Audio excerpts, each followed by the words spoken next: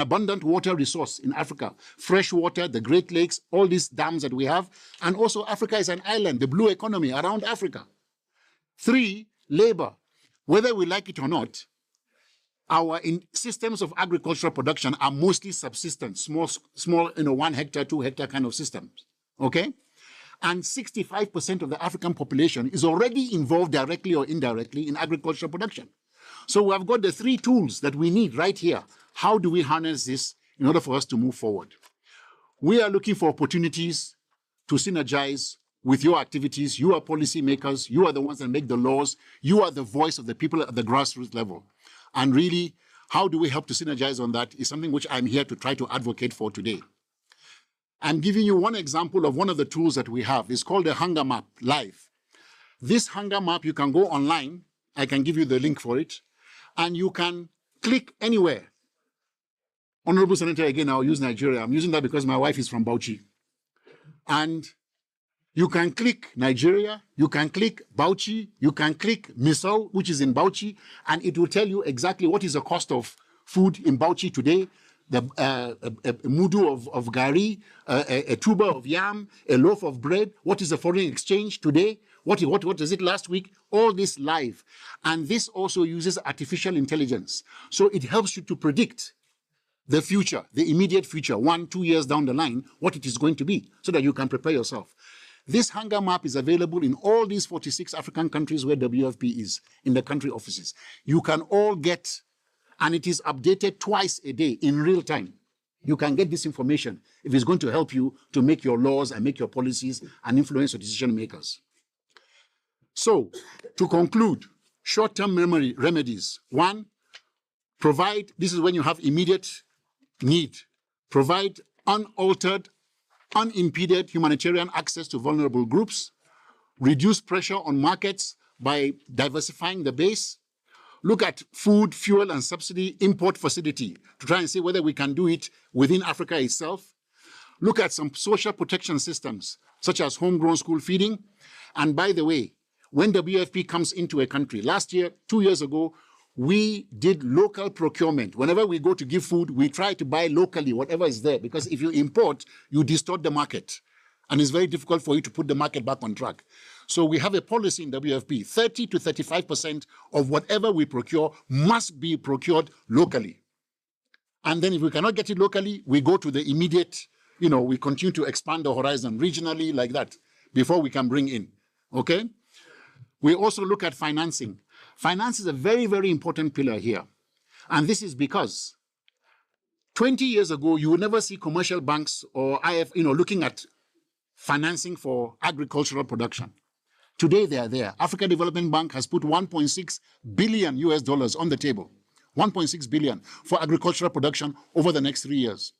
Afrexim Bank, which is based in Cairo, they have put almost $6 billion on the table for agricultural production over the next 5 years. So the money is there now for production. We need to see how we can harness this. And many countries also have commercial banks who are not directly involved in agriculture, and development banks as well. How do we harness this potential? There's a lot of money in Africa.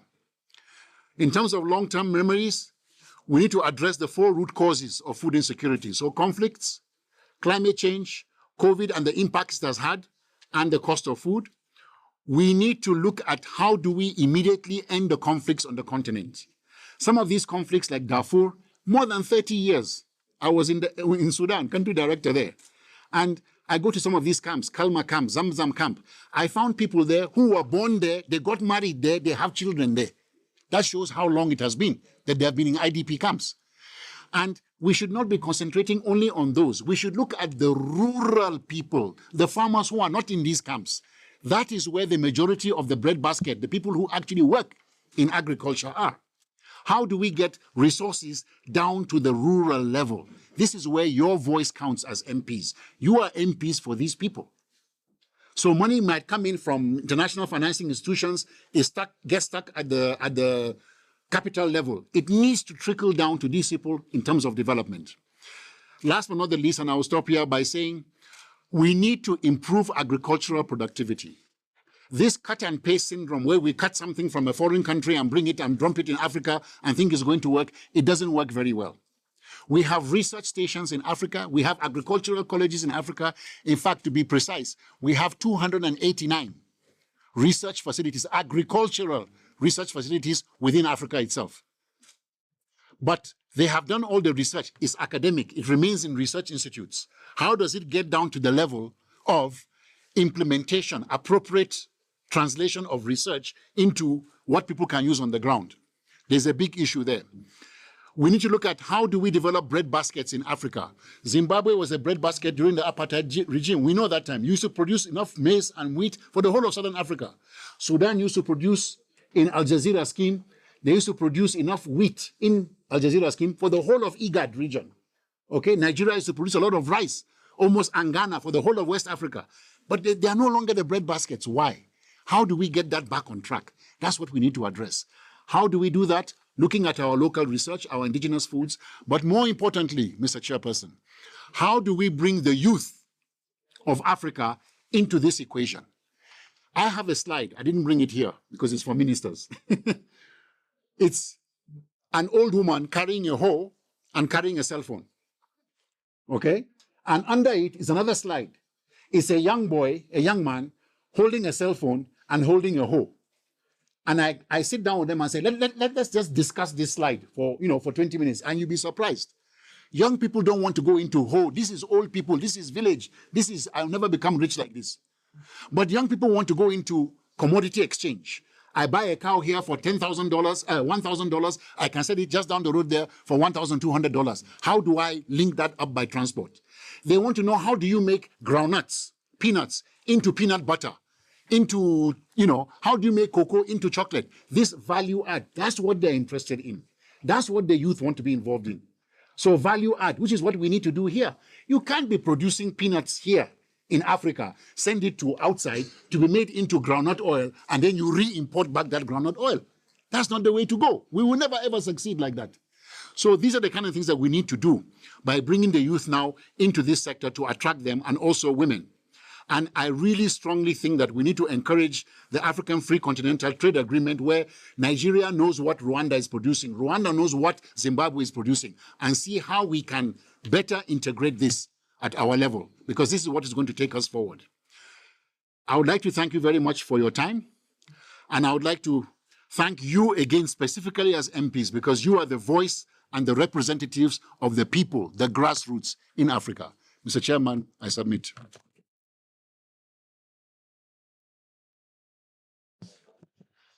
Merci, merci, Doctor. Thank you very much, Doctor. Food, indeed.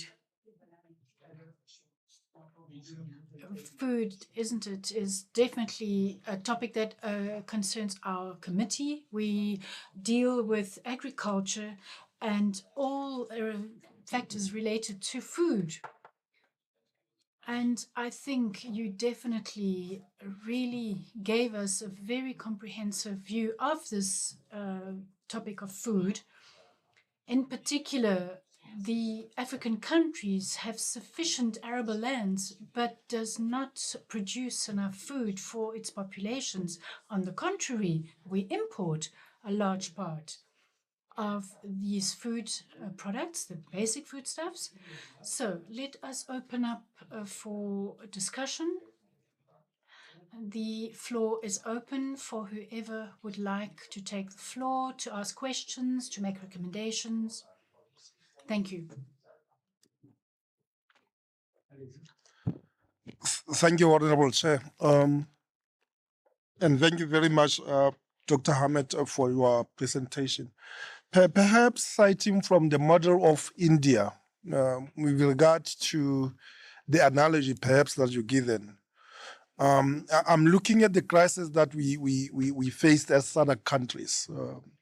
You are Malawi, you are Zimbabwe, you are Eswatini, Lesotho included, that during January to March is our rainy season. Unfortunately, we did not experience rain, and we had drought. You looking at that particular model and approaching it from perhaps the viewpoint of the climatic imbalances and the insecurities that we are having, What is it that WFP is doing in terms of promoting the indigenous seed, the OPVs in that line? I understood you with the the money packets that people are being given to address the actual problem. But I'm looking at the model of India and how they made it, and now trying to produce or side with what we can locally avoid in terms of the seed trays, the seed banks, the seed trays that we have to produce locally and indigenous food. Merci, honorable. Thank you very much, Honourable. FAO and WFP are sister institutions. So let's welcome some more questions before giving the floor back to Dr. Nuru. So the Honourable from Nigeria, Mustafa, please, you have the floor. Thank you once more. Welcome, Dr. Nuru again. My own contribution would be more of also supporting some of his points he has raised. I am hoping that we should try and push for more funding from member countries in their budget for agriculture, whereby there should be a minimum of certain amount that every country should be able to budget for its agricultural sector. When we do that, we are reducing the reliance on stipends or intervention fund from maybe partner organizations. And also, I think another area we must look into is the rural access road from farming areas to the urban areas. These are areas we should try and hammer on so that member countries should take certain steps to promote rural access road, improve funding in their budgetary allocation, whereby we can have a minimum of, say, 10% of every annual budget of a country should go strictly into agriculture. Because, like he rightly said, we can't get out of this quagmire if we don't increase production. Increased production is the only way out. And for you to have this, there are certain criteria or there are certain deliverables that you must achieve. Seedlings, improved seedlings. We have enough research institutes based on our peculiarities of our country or our surroundings. So I want us to find a way to make it very bold that either from our communique or anything, that this issue of improved funding, that is where we can resolve most of the problem, be it climate change, be it the access rural roads, be it storage facility. End of the day, funding is needed for improved production. Thank you very much. Merci, honorable. Thank you, Honourable. Honourable Yusuf, you have the floor. شكرا سيد الرئيس. بداية يطيب لي أن أشكر الأخ أو السيد العارض لهذه. I would like to thank the presenter and yes, my name is Youssef Asfahi. I'm MP from Libya. And Ms. Dr. Nuru, I really followed your presentation, especially because you gave us a lot of statistics and data and information. And this is a real pleasure for me. This presentation was really comprehensive and rich. It's a presentation that contained a lot of detail, which we do not have in the Pan-African Parliament. So my question is as follows. You said that there are some tools that you are using to detect the disasters. This is what I thought I understood you said. So I would like to give an example of Sudan, because it's a neighboring country to Libya. And when we had the catastrophe or disaster in Sudan, we were also directly affected given the historical relations between the two countries. And me, well, I am part of the eastern population of Libya. And when we traveled to the east part of Sudan, we found that there was a humanitarian disaster. It was enormous. There were many Sudanese families who found themselves in the desert without anything whatsoever. And Libya was able to provide assistance to the Sudanese population despite our own crises. But we have a close relationship with Sudan, and we opened our boundaries, so my question is as follows. You referred, therefore, to the tools, and I wanted to know whether there are any electronic tools that you use, because I don't have any idea about the tools that you have spoken about when we talked about a humanitarian response to situations, for example. I would like to know. Now, before becoming an MP, I worked in NARS. NARS works with FAO, but I can tell you that I did not find in the WFP program or in the FAO any electronic tools that are used to provide a humanitarian aid in crisis situations. So what are these tools that you're talking about? That's my first question. Secondly, you also talked about the need to provide contributions and I'm, of course, civil society should also be contributing, and you're right. However, these disasters can only be resolved by, for example, the participation of civil society. We are MPs, we are the voice of the continent, of the African continent, and of course we deal with all kinds of issues on the continent. Now, we need to, if we can really bring in the civil society, that would be a good thing, and you are absolutely correct in saying so.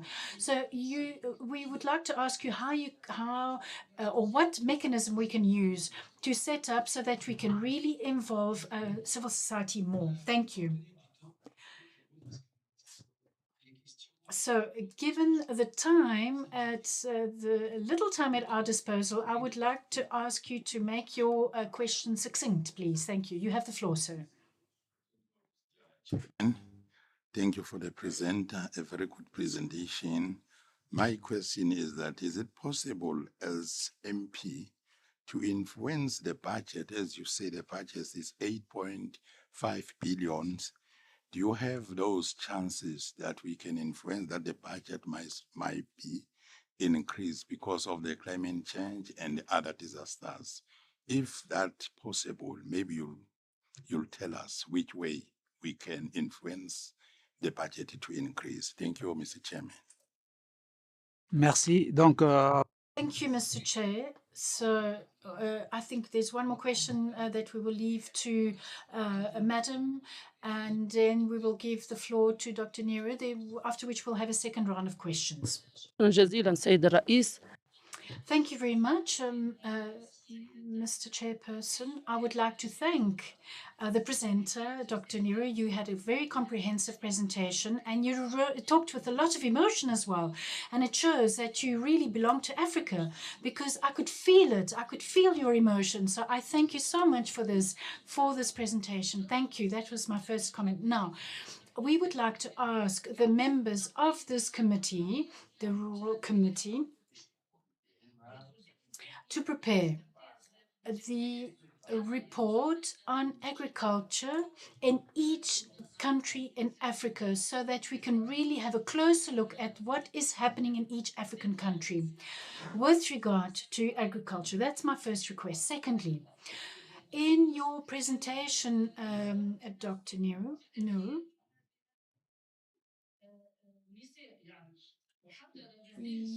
the images, in fact, I could see some pictures of women that you projected on the screen. And the role of the woman is without question. And of course, in this committee, women are represented, but I do believe that I'm the only one. And I think we need to change that. Sorry, there is my other colleague. Sorry. Yes, we are only 2 ladies on this committee, but that's too few. And really, we need to change the mentality. We need to change the African mentality and attitude, because agriculture is not only within the realm of men. Agriculture, in fact, is the woman. We talk about rural economy, we talk about development, sustainable development, and all of these elements. And this, in fact, requires the involvement of women. We want to also ask the committee and to you, Doctor, to really provide us with a report on the climate change in the African continent, generally speaking, but also for each African country, so that we can really try and have an idea and have a kind of mapping of the rural situation in our countries, and to work out, for example, provide a food for all Africans, and that they do not have to depend on the West.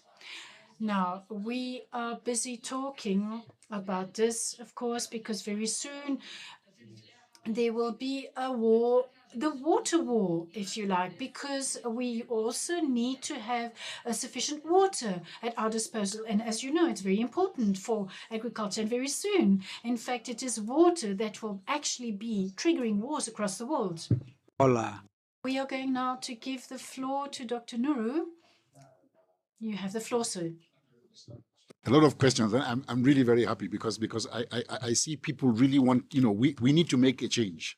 This is Africa. We are blessed that we're in positions of authority and power today, but it's what we leave behind that's going to be, our legacy. And I'm really very, very happy to get these questions. So from the first speaker, yes, most of the agriculture that we have is small scale and is also rain-fed. So we depend a lot on the rains. So now that we have this climate variation, depending on the rains now we need to make a backup plan. That's what I'm trying to say. So things like smart agriculture, irrigation, even if it's small scale, but something which is more intensive and concentrating on those kind of things is the way to move forward. There are climatic imbalances, yes. What is WFP doing to promote? We have a lot of what we call livelihood improvement projects. For example, in the Sahel region, for the whole of the Sahel, we have what they call the half moons, where we have certain traditional ways of conserving water, like trellised kind of farming kind of systems and things like that. So we have a lot. There are more than 1,000 different projects that we've got, which are looking at environment and how we can adapt. You cannot conquer environment. You can only adapt. And this is the kind of thing that we have. So I've got plenty of that. I can provide information for that if you want. But just to tell you also, because you are comparing with India, we have what is called a South-South Technical Cooperation, SSTC, where we want to learn from countries who we have seen in our lifetime. India was, 40, 50 years ago, China, India, they were poor. They were importing things, but today you see where they are. You see what I mean? How do we learn from their models rather than going to look at models from outside, in most cases from our historical past? These are the kind of things we need to do. And WFP has got what we call centers of excellence for food and nutritional security. The first one was in Brazil. We have one in China. We have one in Serfam in Cote d'Ivoire. We have one in Egypt, in Luxor. So these are centers of excellence where we only look at food key performance indicators, nothing else, and how it affects other things like society, climate, and things like that. So we can link you up with this and we can also share. But we do have some excellent models. There's a model, for example, called Hayat Karima in Egypt. Hayat Karima. It's a village development kind of model for 5,000 villages in Egypt. Right now, they have done 1,000 villages. It's a fantastic model, and we're trying to see how we can push that with WFP efforts through the African Union to adopt that kind of model for scale-up. We don't have to reinvent the wheel. We have reinvented the wheel so many times in Africa. It's time for us now to move the wheels forward. The second speaker from Nigeria, Senator Mustafa. Yes, budget for agriculture. I have one question for the MPs here. The question is this. Do any of your countries have a budget for food security? A dedicated budget? I know you have a budget for education, you have one for health, you have one for infrastructure, you have one. Does anybody have a budget for food security? If at all you get is under agriculture, and agriculture is divided because you have agriculture, you have fisheries, you have forestry, you have, these are all. It's broad, it's very elaborate. So this is my question. Why don't we have budgets for food security and hunger in our countries? Why not? It's not my role to, I can provide you with the ammunition and the bullets to do it, but you need to push this. This because it can't just be looked at one ministry. It is a holistic kind of approach. Food systems. CADAP. We were sitting in Maputo in 2000. I was there, where they said 10% of your budget has to go towards CADAP. I was there when they said it, and it was signed. How many countries have achieved the CADAP? It's questionable. So the bottom line here is, if we don't put our money where our mouth is, if we don't own our own problem, if we don't really see that this is, because food security now is a matter of national security for countries now. We're seeing that. We're having regime change because of food insecurity. And if you think that it's your own country, I'm okay. Classic case, Sudan. My brother there is from Sudan. We have the refugees now who have moved to Chad, to Ethiopia, to Egypt. And all these people, when they move there, they have to eat. Don't forget, they're going to eat from that country. Just sounding the alarm here. The other brother was talking from Libya. Yes, I think most of that was comments, but also I can let you have a link where we have the electronic tools. I know 3 that we have particularly. One is the hunger maps, the other one is our data vits, and the other one is what we call the early warning system. But if you go to your country office where you have WFP, they are there, it's free. We have people on the ground who collect this data every day, and it can be made available to you. But bringing in civil society is very, very, very important. WFP, when we go somewhere, because we have to go there, not that we want to go there, but because we have to go there, we try to localize the local NGOs there on the ground. For example, transport. When we were in Sudan, the transportation companies in Sudan, all the private transporters, they were the ones delivering the food for us. We only used WFP trucks when they could not get access because of either war or the terrain. They couldn't get in because of the flooding and things like that. So we always try to tend to use the local NGOs on the ground. Zimbabwe, the budget, was it Zimbabwe? The budget for 8.5 billion, how do we increase this? My honorable MP there was saying. Our budget 2 years ago was 15 billion. Well, 14 point something billion, WFP. It has come down. Why? Global trends. Donors give us, we are voluntary funded. All our money is coming from donors. And if donors have issues in their own countries, they're not going to give it to us. It's not that easy. So I agree with you, but the bottom line here is we really need to put our budgets from most of these things, especially for fundamental things like food. If you can't feed your own people and you're looking for outside money to feed your own people, that is a crisis. That is a problem. You see what I mean? However, there are avenues now for money coming. Like I said, private sector is coming now. Afrexim Bank has put money on the table. Africa Development Bank has. There are many of them who are doing that right now. Private sector in Africa is fantastic. It's wonderful. It's vibrant. But how do we harness that? How do banks? And I was trying to, 2 years ago, 2021, I was in this room. No, not this room. I was in this premises. And I addressed the MPs. And there was a lady MP, I remember where she was from, and she was saying, we need money. That was, I kept on hearing, we need money. I said, there are some things that you don't have to have money to move. For example, if the government makes a policy that we are going to allocate land to young people who are graduates from the university, because they go to the bank to try and get a loan, and they will not give them loan. Where's your collateral? Where's your farm? Where's your house? You know, they don't have that. All they have is their degree in their hand. That's all they have got.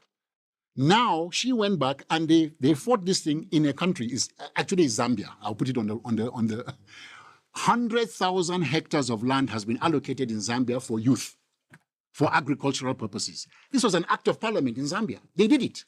Communal areas, they also, small money internally, but it was there for them and it's there. They can get trained by WFP or FAO in beekeeping or small stock or making peanuts into peanut butter, blah, blah. When they get that certification, the land is there for them to get. So there are things that you can do necessarily without money. Banks, we all have commercial banks in our countries. And these banks make a lot of profit. How much of that money is going towards social corporate responsibility? India do this, 10%. If you have a company that makes a turnover of more than, I think it's $250 million or something, anything above that, you must give 10% to philanthropic causes. We don't do that in Africa. And this is not a matter of having money to do that. You instruct the banks and they do it. You come to a sort of agreement. So let me stop on that. The other comment I had was from, sorry, I'm just trying to, yes, Madam was talking about, yes, women. What do you want me to say? 50% of population is women. And I can tell you right now, 70% of the farming work in Africa is done by women. Let me tell you that straight. If it's not on the record, I can say it clearly here. It's done by women. And are they under-recognized? Yes. Is their voice heard? Not that much. But organizing them now into philanthropic, into cooperatives is a way to move forward. That's why this Hayat Karima model, which we have in Egypt, is a perfect example of where women cooperatives have come together and they have really, really succeeded. So we do this, we put this into our projects, as we move ahead. For example, in India, they now have a national identity card where we give them a card to go and collect food from the government subsidized food. That card, for the family, we allocated it to the oldest woman in the household, not the men. It was the oldest woman. That was an act of parliament that they did that. And now you can find out that when the woman goes and collects the food and comes with it, it is used to the maximum efficiency, rather than some gentleman collects it somewhere on the way home, he sells it, and then it doesn't get to where it's supposed to get to. So I cannot overemphasize on that, and water as well. Let me stop there, Mr. Chairman. Merci. Merci. Thank you.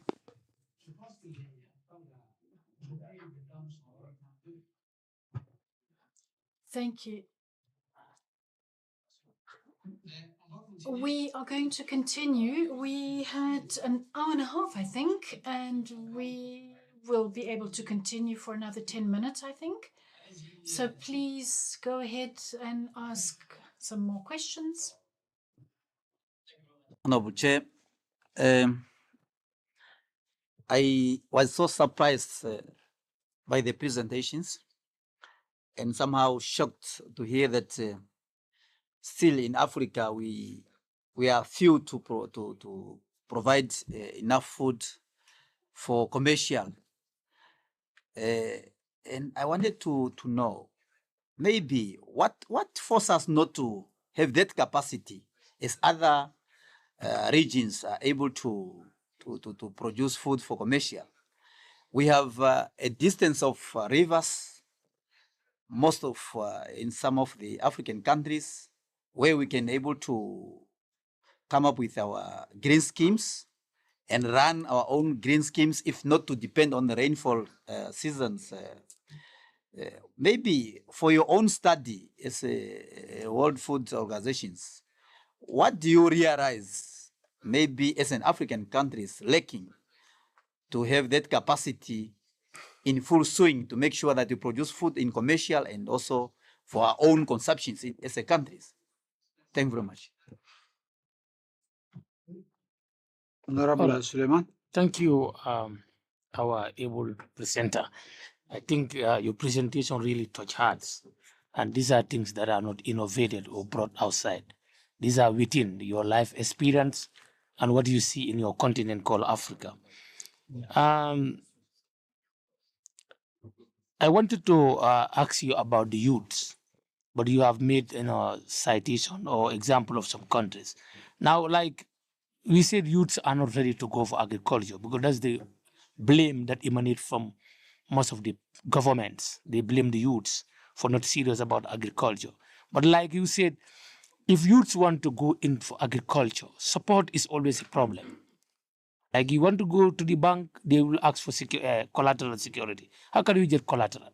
And now the funds that you're talking about, how can we access those funds? There are stringent conditions, measures that make it very difficult to access it.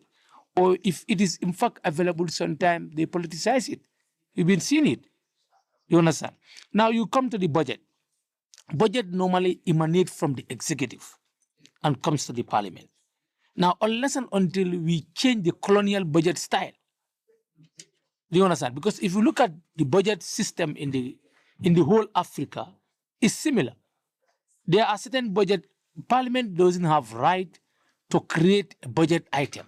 I don't know other parliaments, but my parliament, for example, the constitution will not allow us to create, for example, when you talk on food security, unless and until the executive create that budget line.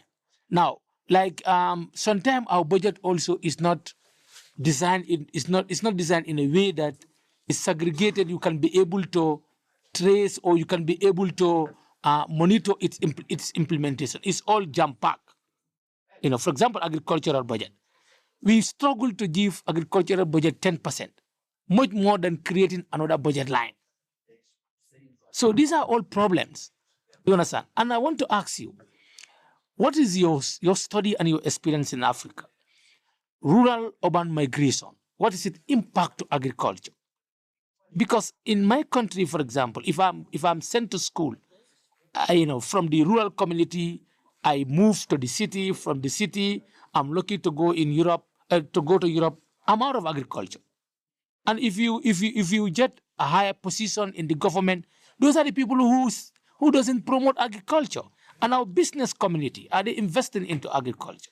So we have a problem whereby the lands are there, but who is coming to invest?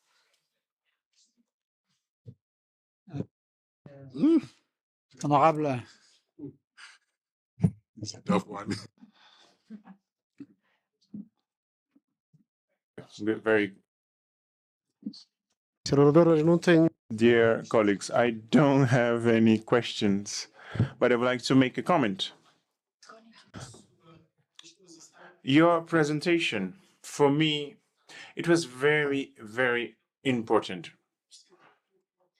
And I was very touched as well, because as an African, I wasn't aware of all these details that you shared with us. And in my country, Cabo Verde, the government is aware of the situation, but the people doesn't. And that's why I would like to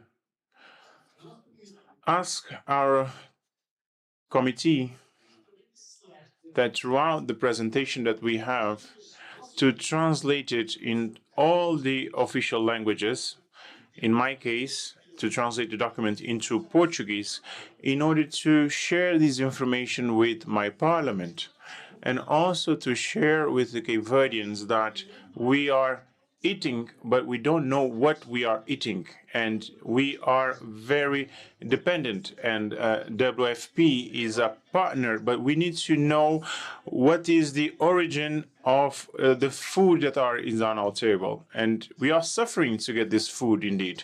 And I would like to ask the Parliament to make available the translations of this presentation in order to share with the countries that we are eating, but we are unaware of what we are eating.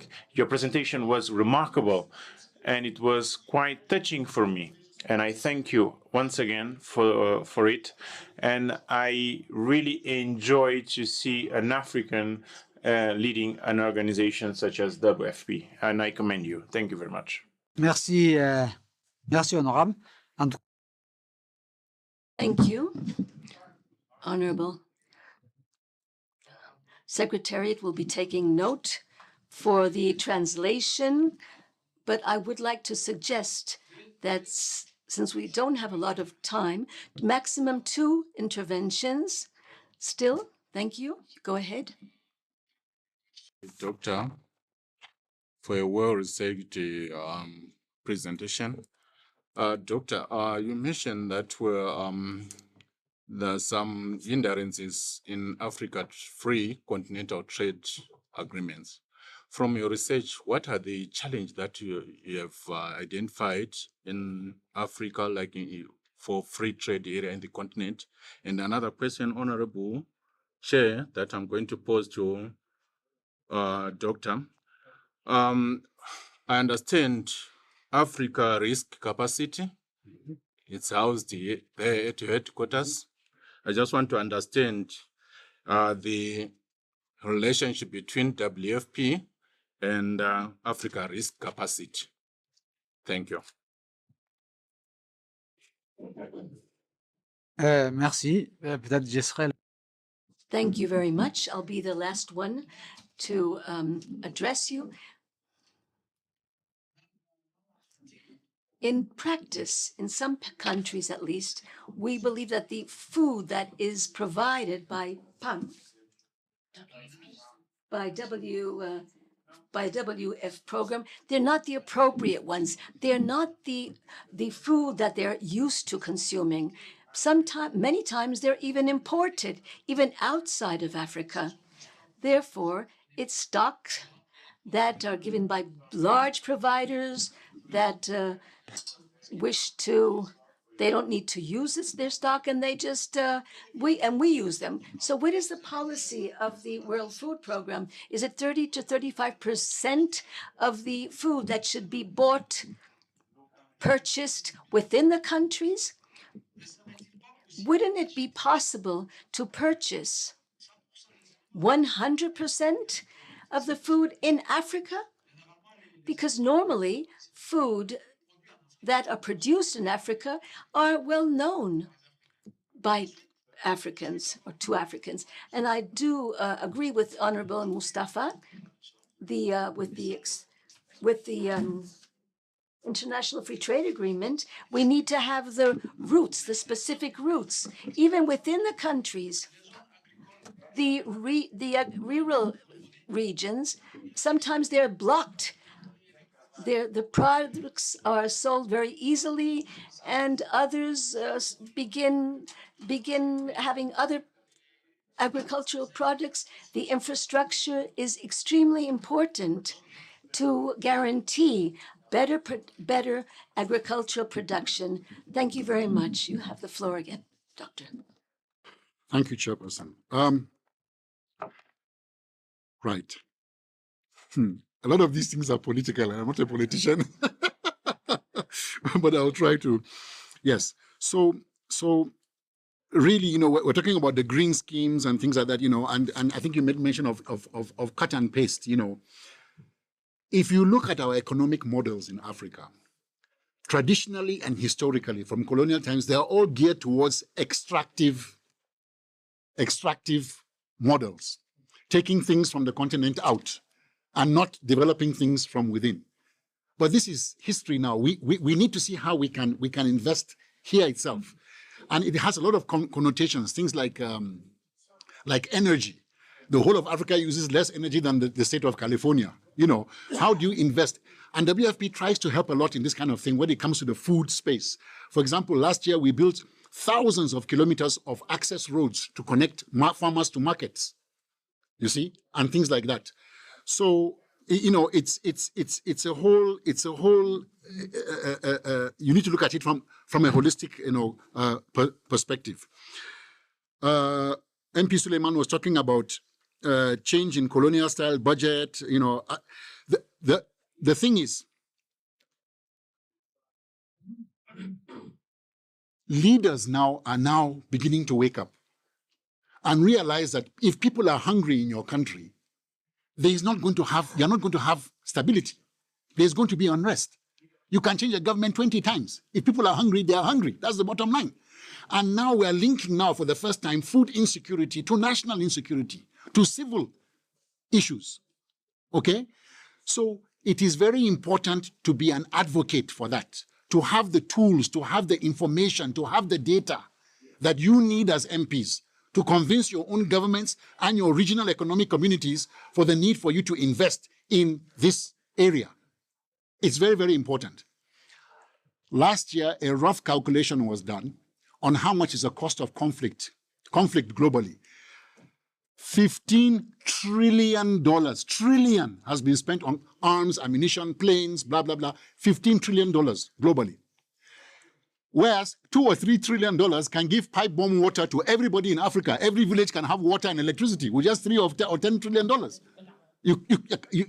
So it's for us to look at where do we need to really advocate more. And this is where I think we come into this situation as WFP and FAO and other partners. How do we provide you the data, the tools? That's why I said, I want to come here as WFP. I want to talk to you. I want to share these things with you so that you can use this now in mine is food. This way I'm food and people who are starving. That's where we focus. But you now take the mantle now to the next level now of what needs to be done to build the capacity, and we can help you in that respect. Okay? Rural urban migration, yes, innovations. Innovations is going to solve that because you're looking at youth. Youth don't want to be involved directly in agriculture, but they want to be involved in innovations. Take, for example, in India, They have a school feeding program in India, and they feed 120 million kids every day with hot cooked meal, not biscuits or sweet. No, hot cooked meal. But the meal is not a balanced diet per se. But now they are now fortifying it. After the work that we did in WFP, they are putting fortificates into that rice, which they are feeding the kids. So you see, you have an immediate reduction in all these, malnutrition and things like that. This is an innovation, and there are many. And WFP has got an innovation hub in Munich, and we have examples of where we have African entrepreneurs who can see how they can produce more food. There's a scheme called Uber for tractors. Somebody was in a car and decided, Uber is taking me to my friend's house. Can we have an Uber scheme for tractors where you can have somebody now who is putting all the tractors together to go to one village and do all the farms there at one time, and he has employed people. It's a young Nigerian guy. His name is Mohammed. I know him. This is the kind of thing that we need. So it's innovations. We don't have to wait to reinvent the wheel or look at our colonial legacy. We cannot be hampering on colonial. We can look forward. We don't have to reinvent. You don't have to have a steam train to go to a coal train before you can get to electric train. You can go straight to electric train now, but you need to have the systems in place to make sure that when you put it in place, it doesn't go off the track.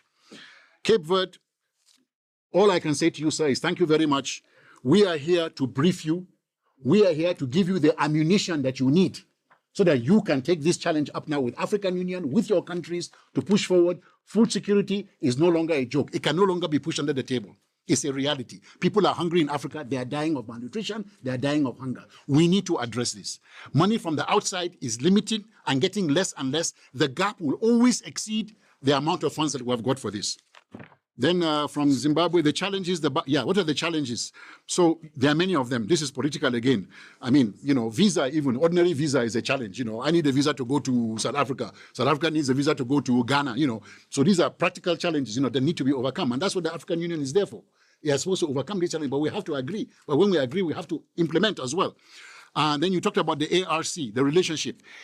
ARC, Agricultural Risk Capacity, was born in WFP. We still host the ARC.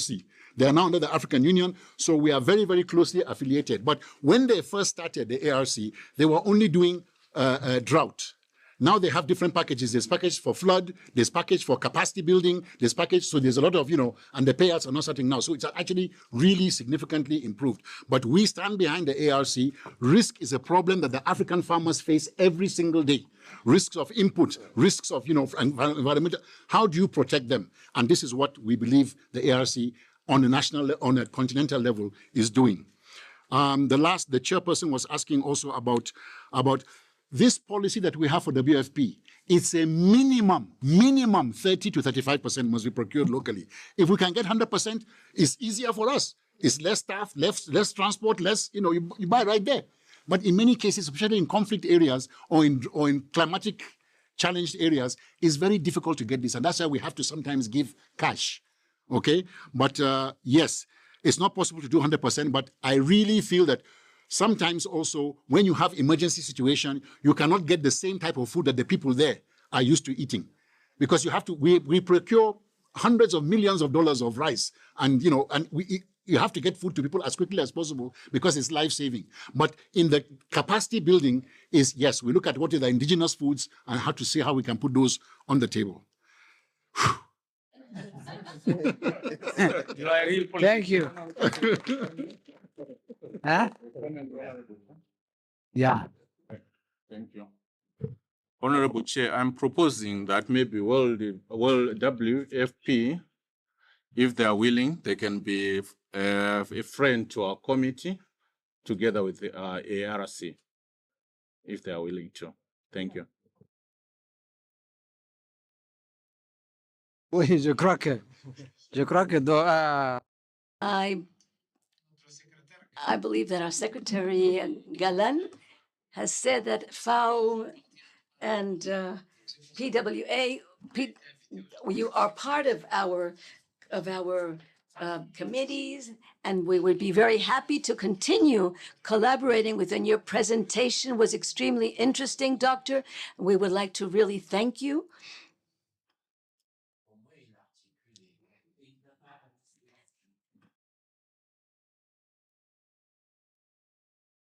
And normally, we would have a ceremony of launching the Secretariat of the Malnutrition. And I believe that, Doctor, you've sent a representative to us, and that will be on the 28th, I believe, on our committee. We will be working on the committee until the 28th. Thank you so much, and we hope to see you soon.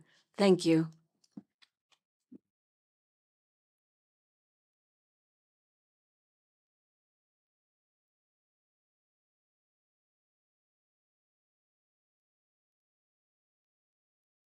Yeah, ok.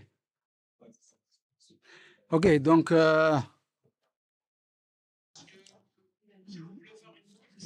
Could we have a maybe pause of 5 minutes? Or maybe we could stop for 5 minutes. Yes, that's fine.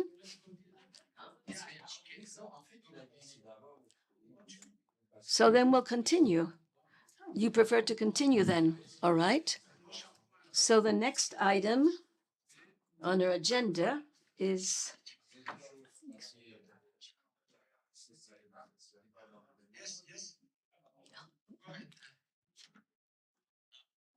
Sandy Collins. Yes. From Liberia, Parliament. I want to bring forth a way forward after the Honorable Mayor presentation, since in fact, we are going to go back home and give this message to our people. My way forward has to do with my travel to Australia.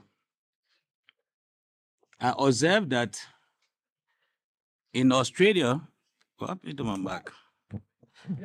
In Australia, the states are divided. So in agriculture, there I got to, develop interest in agriculture. Because I was in Melbourne, and a guy came, we were keeping conversation, and he said that he has 50 acres, and he's a millionaire. So I started thinking, what can I invest in back home? But then I was working with the UN in Darfur. So I got interested in agriculture, and that is why I'm here today. So what I saw there is that if Darwin is producing cassava, Darwin will be given the privilege to produce cassava and have it distributed to other territory. All right? So now, I asked myself the question. My brother is right by me in Sierra Leone. We got our neighboring country, Guinea, Liberia, Ivory Coast.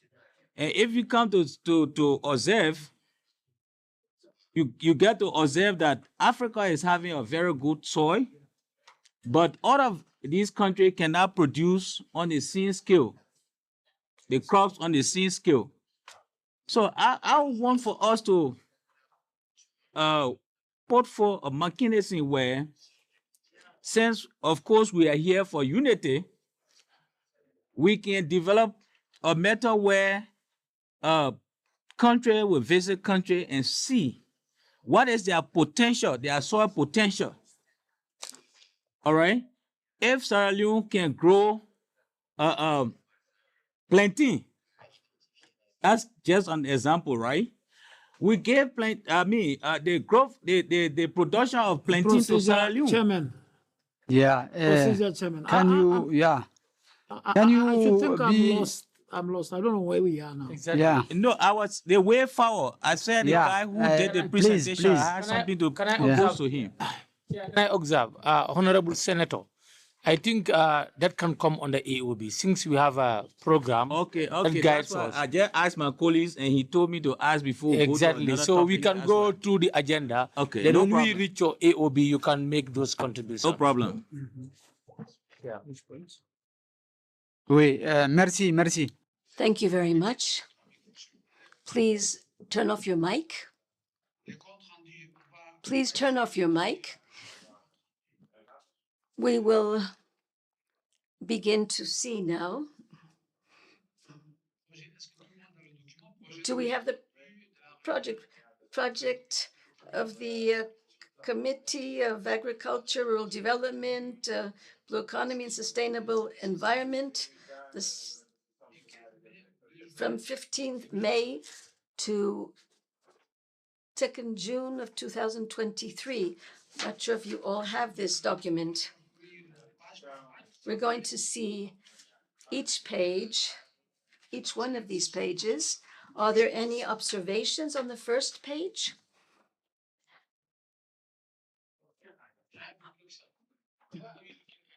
Minutes of the sittings of Committee on Justice and Human Rights. No, this is not out. It's not out. It's not out. Which one are we looking at? This one. Okay. All right. Okay. All right. Go ahead. Chair, Yes. you said the period?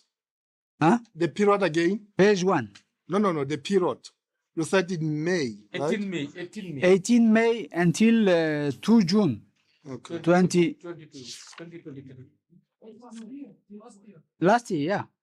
Last year, before, after last year, we don't have a meeting. Session, yes. So There we is try no, to yeah. review the Yeah. minutes. Oui, donc je précise que la...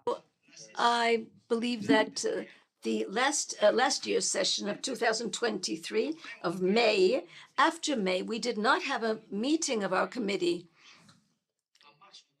March, we didn't have a meeting as well, and that's why we're going to consider today the minutes of the last year's minutes. Can we see the second page, please? Yeah. I should think it's just a typing error from the draft minutes of the meeting of the Committee on Rural Economic Agriculture, Environment and Natural Resources held during the, you should think this R should be T, not R.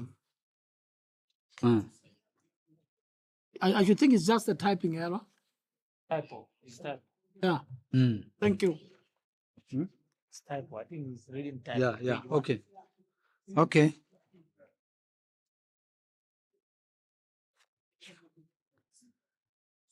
La liste des participants sont la List of participants, we all agree on that. It's correct. Second page, those that were absent and the apologies as well.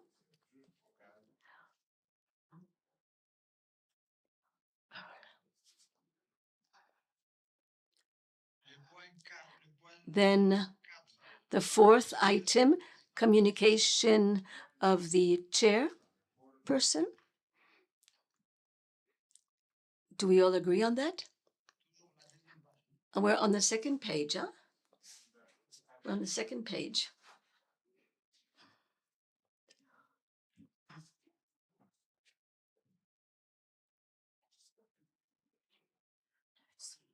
Now the third page. No comments?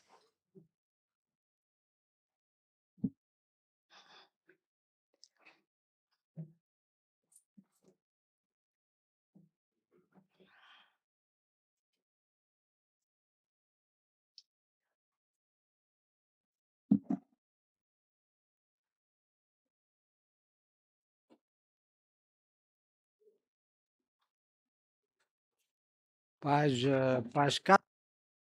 Page number 4. Consideration of the draft agenda. And the sixth item is a consideration of the minutes.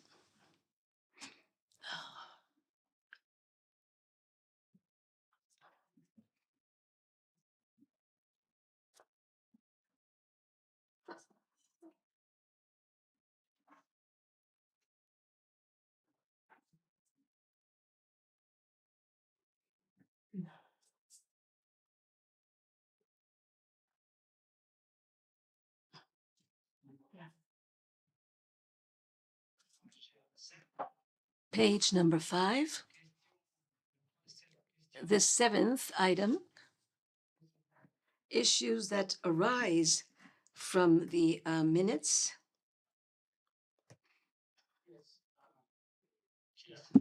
Only to re-echo, if you look at matters arising from the previous minute, 7.1, members implore that whenever possible, workshop or conference papers for presentation should be translated into all the working languages of PAP, as alluded by Honorable Member from KVAD. I think this thing needs to be taken into consideration. It's repeated here too.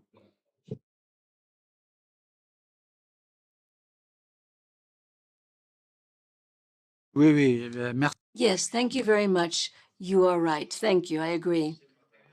But the Secretariat has taken note that documents should be in all of the Pan-African Parliament languages.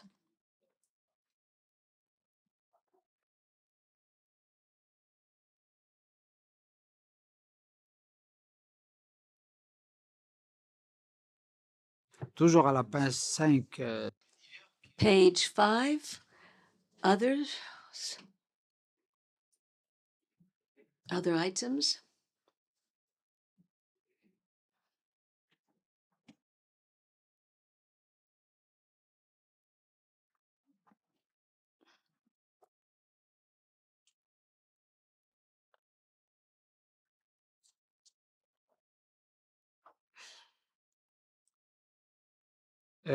Page 6.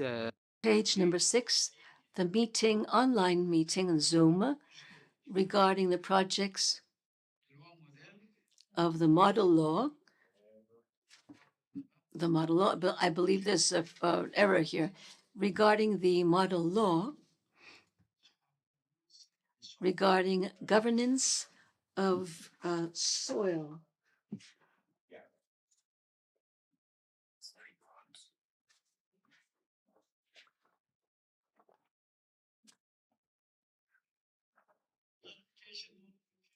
Yes. Thank you. Is it not wise to move for the adoption of the first version, then we'll move on to the second version, because there's no how we can. Yeah. Okay. Can you move? Can you move now? Okay, I'm moving. Yeah. I move for the adoption of the minutes with those corrections. Yeah, thank you. Yeah. Thank you. Yeah.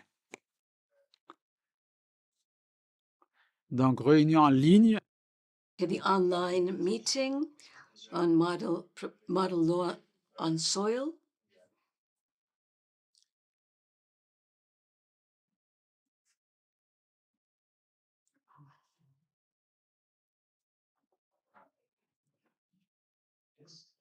This meeting is supposed to be for all members or not? This Zoom meeting, was it supposed to be for the whole committee or selected members? No, I don't think so, because if you see the date of the 2nd of May, we did not have a meeting at PAP. So we had an online meeting with regards, and only a few members were involved at that meeting. When I see the list of members, we have the chair, Representative Seychelles, Zambia, and Kenya. I was absent. An honorable of Angola was also absent. So it seems that not everyone was invited. Comment, though I was not there by then. But Honorable Chair, if you read from the first paragraph, it reads, the committee organized a Zoom meeting. It was the committee, the entire committee, not some individuals. Yeah, but yes, if that is the case, if it is the entire committee, now people who were absent with permission and without permission should be indicated. And like the old members like us, were you aware of this meeting? Were you invited to any meeting of that nature? That's where I was coming. So I don't think it was the whole committee members. It looks like few were engaged into this meeting. Because that's why they have those who are absent, like the acting chair and others. So I don't think all of us were invited to that meeting, Zoom meeting. For the report. Honorable Chair, I think way forward, I think we just need to be involved. The entire committee is supposed to be involved in such meetings. If the members feel that they can't attend, they will be like, or they just render an apology if they can't attend the meeting, rather than some few individuals to attend the meeting. Thank you. Oui, oui, tout à fait. Yes, indeed. I agree with you. Even if it's difficult to have everyone come together, when we are at PAP, we can of course meet in person here directly, but when we are back in our countries, it's difficult to have everybody, but it's a good proposal. So, page 7. 7. Yeah. If you look at the present members during this Zoom meeting, almost all of them, they are not here. If my man says no, I don't know the second Honorable Gabriel. Because Zulu is not here. Zulu is not here. Chairperson. Chairperson is not here. Pazares is not here. Who is going to move for the adoption of the minutes? Because I should think procedurally, it should be somebody who was present in the meeting who can move for the adoption of the minutes. No problem. Huh? Not necessary. Can I come, Chair? Yeah. Not necessary to say those who are present. If the committee feels to look at it, then the committee can adopt it.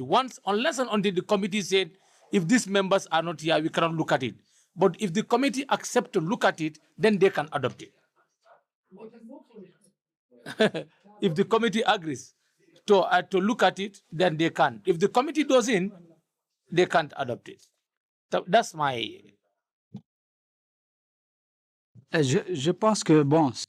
I think that it's right. Afterwards, we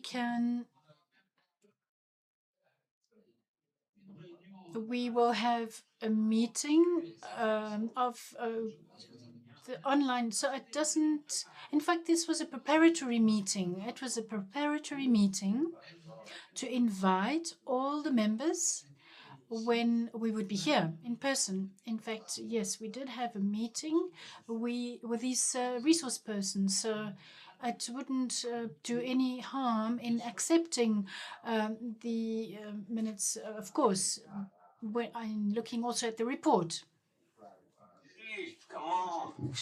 People who are present could be the best people to say, yes, this was agreed or not. And how can you adopt the minutes what we went there?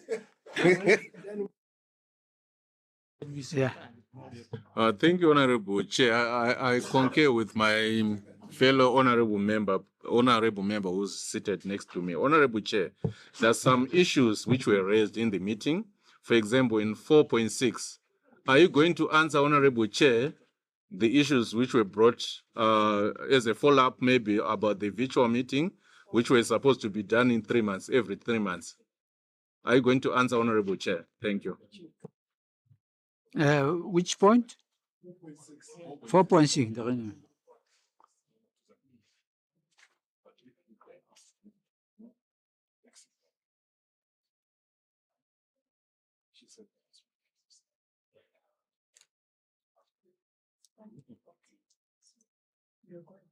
Oui, en tout cas pour 6, oui.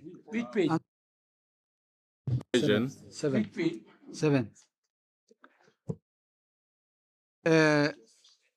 Moi, je pense que... I believe that if you are looking at the second part on page 8, we had a Zoom meeting actually here, right here at PUB. And this is a continuity. The first meeting, where there were a limited number of participants, it was a preparatory meeting to prepare the following meeting with all of the other MPs who are member of the committee. of this Committee on Rural Economy and Agriculture. So I think there is nothing sensitive about it. In my opinion, there's nothing sensitive about it because it would be a pity to divide the minutes up and leave something to be adopted at a later stage. I think it would it's a number of minutes that are presented here to us, and I don't think there's anything sensitive about this. So we could move on and adapt it. But of course, the decision rests with you. Honorable Chair, I can see that you are the one who was chairing the meeting, the second meeting that you are referring to. If you can favor the committee, what was the reason why, or the reason behind for the minutes not to be adopted by that meeting? Because there was a meeting which took place, and I think you were supposed to first adopt the meeting at the minutes. Thank you.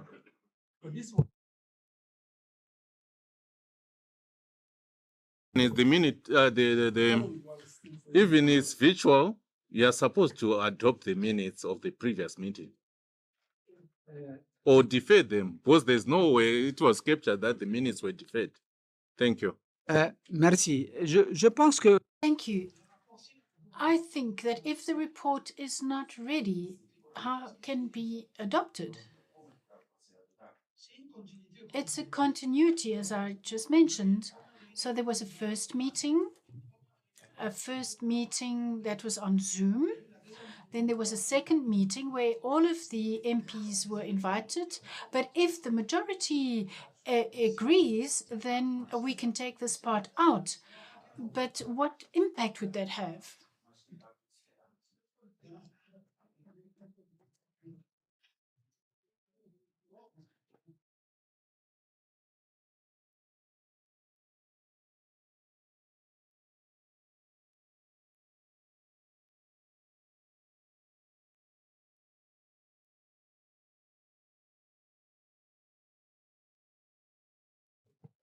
Chair, let's proceed for the interest of time.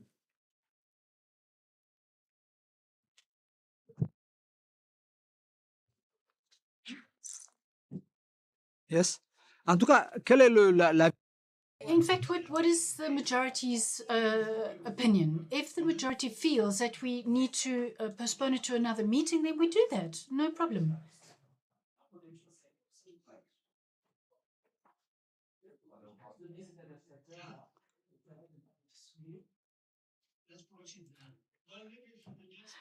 Okay. As precedents, let's leave it for the next meeting. There's no how we can. Let's leave it for the next meeting. Honorable Okay. Chair. Okay, It's very unprocedural. on va Right, so let's postpone this particular part to the next meeting. So let's continue with the rest. So online meeting, so that was page 6. No, I'm sorry about that. So let's move to page 8.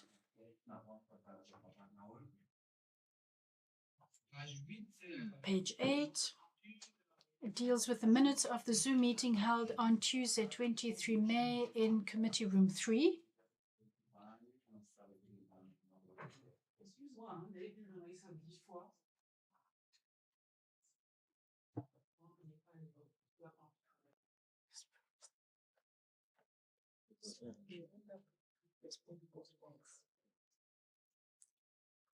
page 8, yeah. Page 8. Just to understand, what is the quorum for the committee? What is the exact quorum for our committee? Because here you can see halfway we're not in, halfway in. I don't know whether the committee was corrected. Maybe if I can know the exact.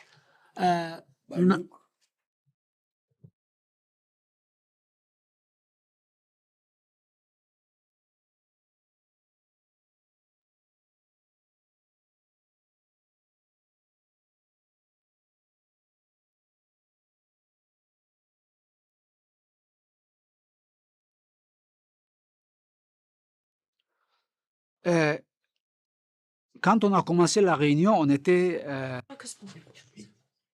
when the quorum was achieved, was reached, when we started the meeting, we were 18. So I think the quorum has been reached.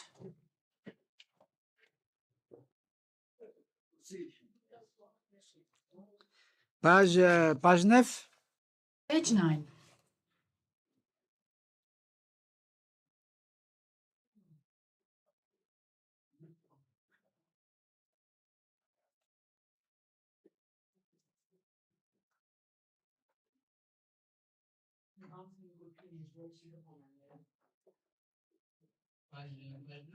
Page 9.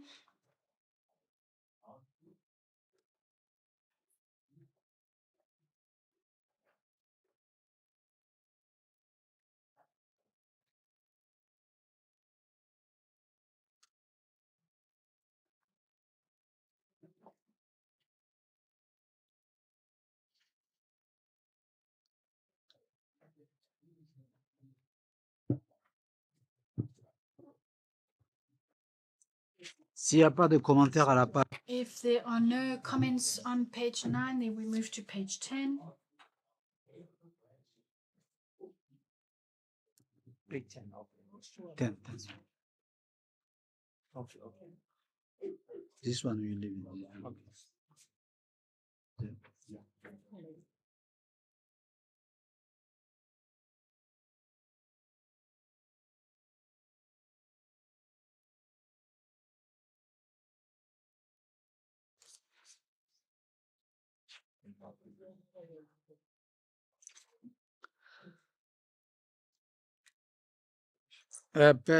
Page 10, page 10. So page 10.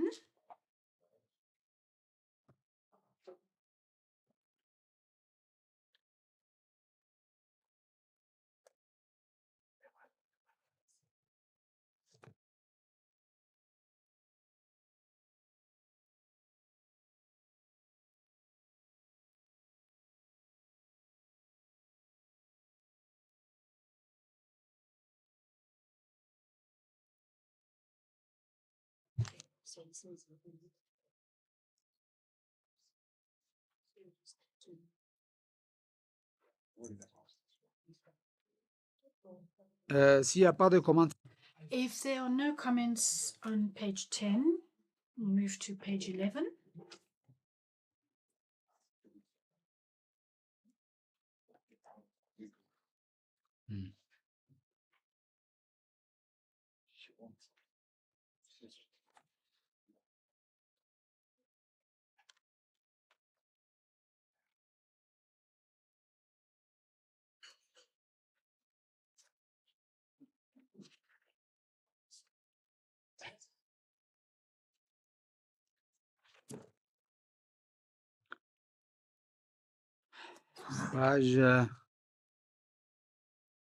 Page 12, which is the last page of these minutes.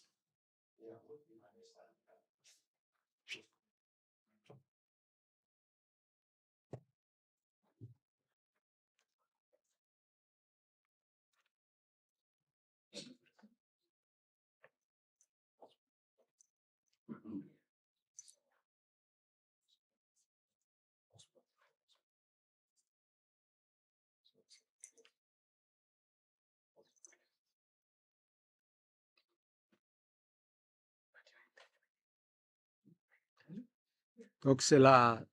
So that is the end of the minutes of the online meeting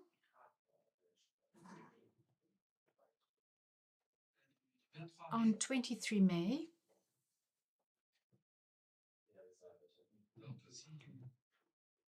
So if we can adopt it, as was proposed by our colleague earlier,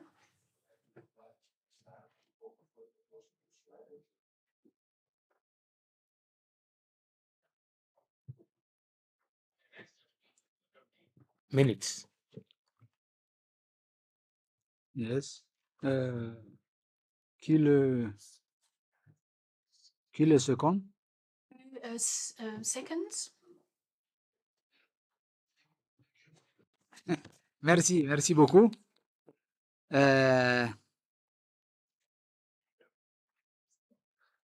Mardi 26. So Tuesday, 26th of May, a meeting held in room 3.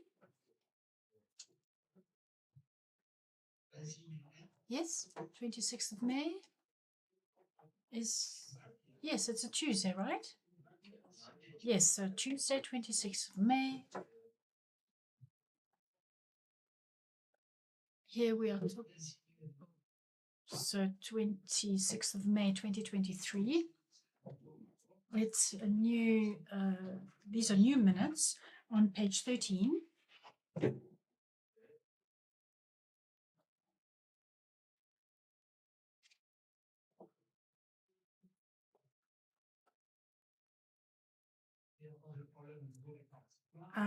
If there are no changes on this page in terms of the participants, let's move on to page 14.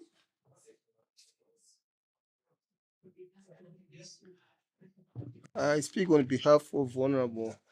She's saying the spelling is not correct. It should be Ara. Should be what? Ara, you said Ara what?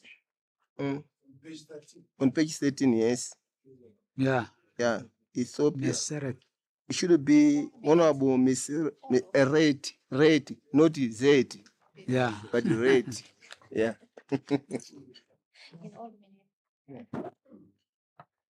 Page 13, Honorable Chair. Yes. The Vice Chairperson. Mm. Huh? Is it the Vice Chairperson?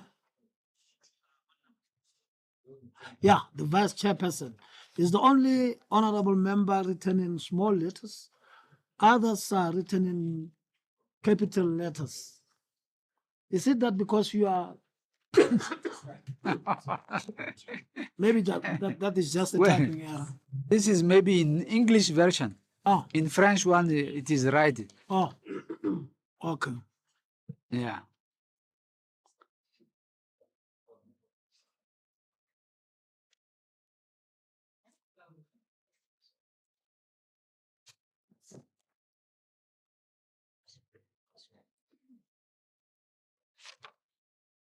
Je pense qu'il y a une répétition. I think there's a repetition here.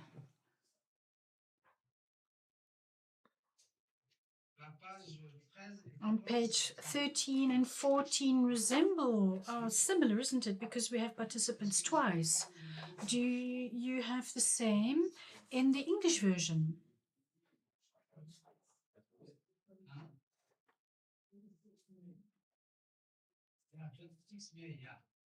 The meeting on 26th of May. I think it's the list of participants, the attendance list of members present has been repeated, and I think we should look at harmonizing this.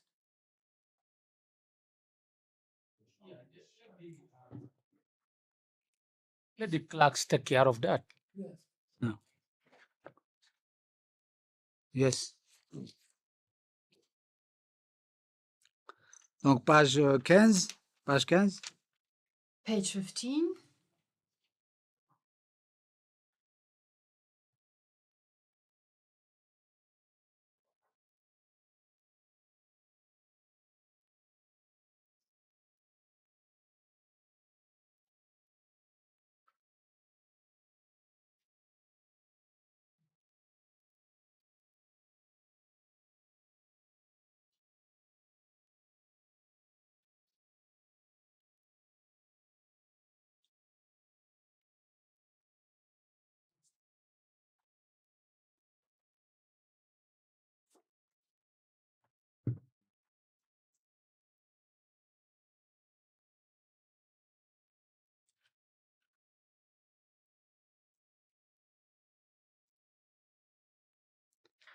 Donc,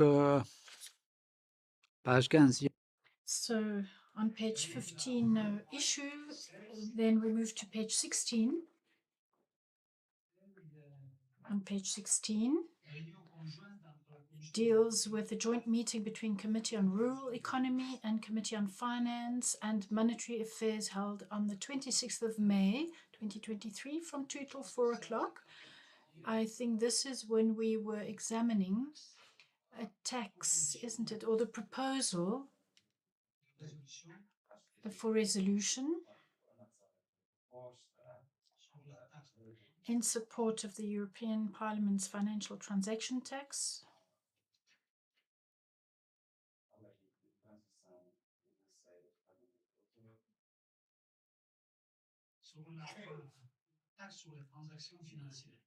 Yes, so it deals with the financial transaction tax. And given that it also was an issue dealt with by the Committee of Finance and Monetary Affairs, they were also invited to discuss this matter and to talk about the proposed resolution in support of the financial transaction tax of the European Parliament.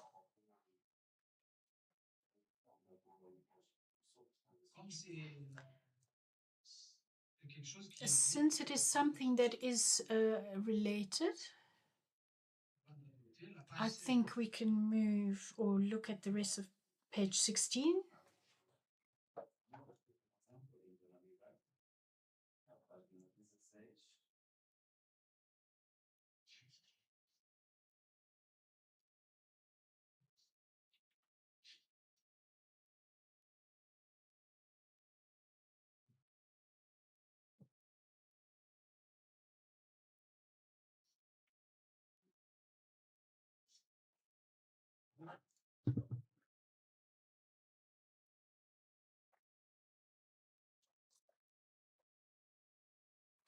Donc la page So on page 17, here we have the presentation by the PUB president on the status of recruitment. I think we will be validating our minutes before dealing with this part, the minutes of the 26th of May.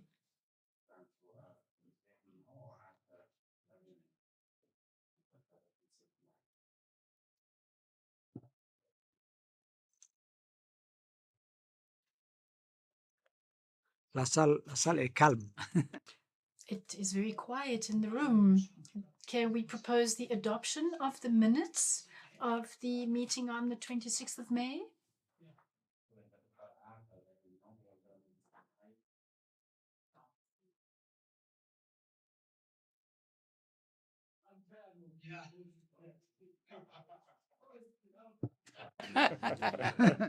Let others propose. You propose. Yeah. Okay. Zimbabwe. Qui les suit? Qui les suit? Zimbabwe. Who is supporting or seconding? All right, Zimbabwe. So,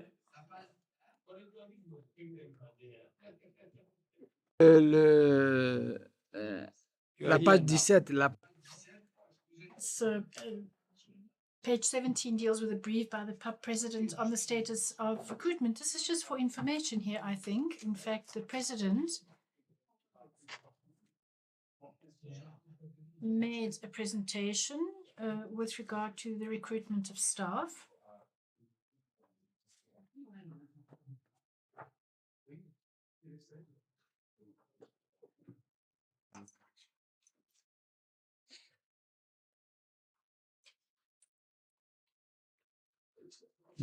La page. So page 18.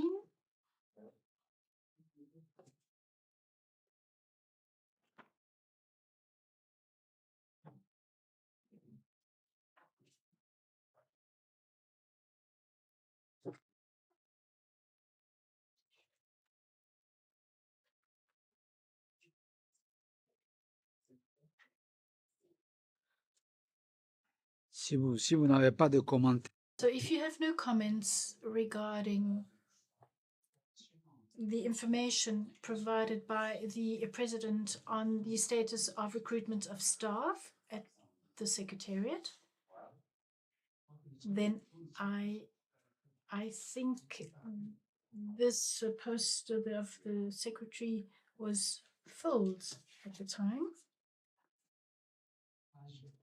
So let's go to page 20.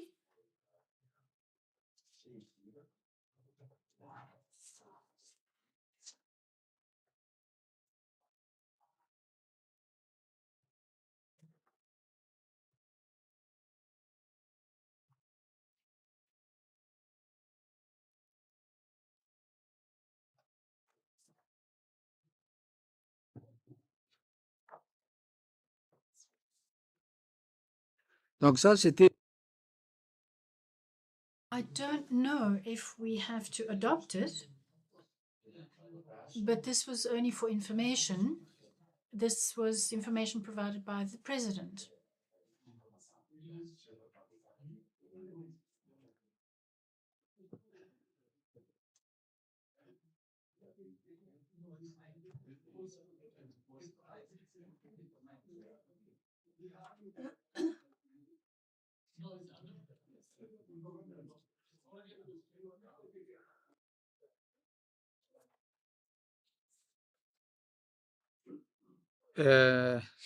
Il nous reste la part...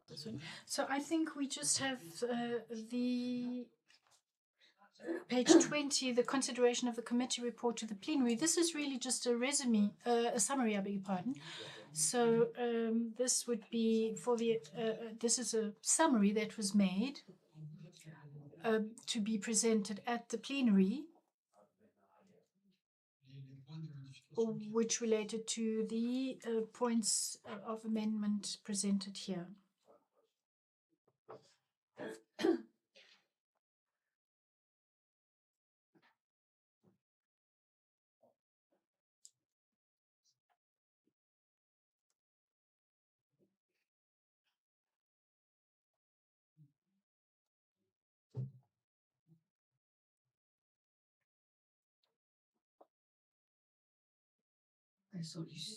Then on page 21, which deals with the adoption of the resolution on the development of, sorry, that's page 20, in fact.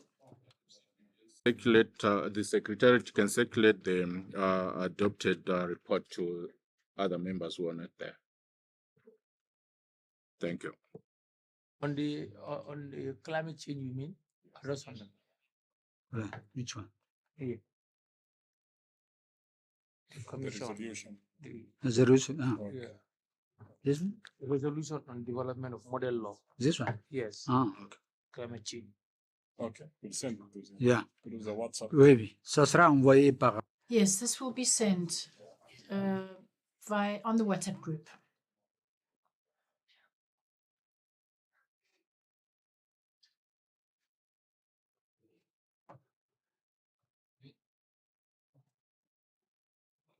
Can we go on? So the different sets of minutes have been covered, have been adopted. So we are now going to move to the summary of this report, of the different sets of minutes. This will be presented in plenary, I think, on the 4th.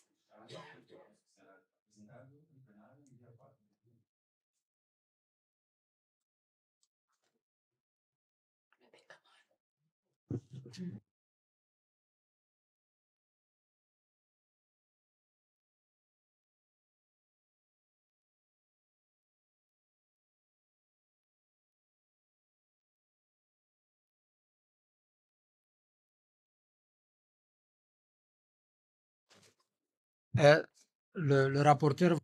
The rapporteur will make a summary of the report of the synthesis. Thank you. Draft activity report for the period March 2023 to March 2024. I'm going to surprise. I'm going to summarize it.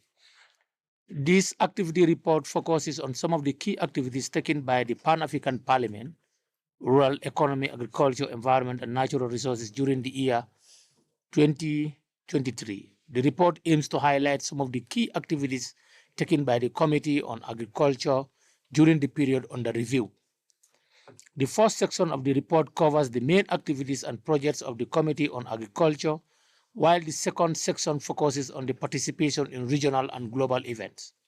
Main activities and projects of the Committee on Agriculture: co-organization of the Third African Parliamentarian Summit on Climate Policy and Equity, the PAP Committee on Rural Agriculture and Pan-African Climate Justice Alliance, PAJA, organized the Third African Parliamentarian Summit on Climate Policy and Equity, which was held on 16 and 17 May 2023 at the PAP Precinct in Midrand.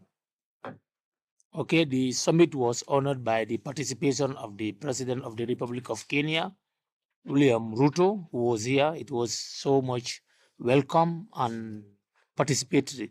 The summit urged the parliamentarians to take a leading role in the climate justice agenda through inter alia, creating awareness on climate change and its consequences in their respective constituencies, and lobbying for the enactment of legislation on climate action in their respective countries. The project of development model law on soil management. The project to develop a proposed model law on soil management, which was supported by the German Environment Agency, and we had series of training with them here, presentations. 7, the urgency of developing a model law on soil management in Africa is underscored by the fact that without sufficient areas of fertile soil, food security is at risk and climate change mitigation is impossible. The pressure on soil in Africa is mounting. The project will be carried out with the funding partner, the German Ministry of Development Cooperation. The project planning and financial planning meetings conducted with the German Ministry for Development Cooperation are almost finalized at the time. There is also in place a commitment to support the project with a pledge from the said ministry of 500,000 euro, which should enable the commencement of the project as envisioned in July or August 2023. The project's first phase is progressing well, with 3 country studies undertaken by African experts teams in Zambia, Cameroon, and Kenya. And the project will have another phase. We are informed that there will be another phase of the project. Yeah. The project's second phase was planned to commence in July 2023, that's next month, run for 30 months and include new country studies. All right. Relevant governance topics to gather. You said July 2023. I think it needs to be corrected. July 2024. You said next month. Yeah, I think. À l'époque, at this time, this report is writing. Or report. Ce rapport fait référence à. These reports are in reference to the session. It's regarding the session, so it's 2023.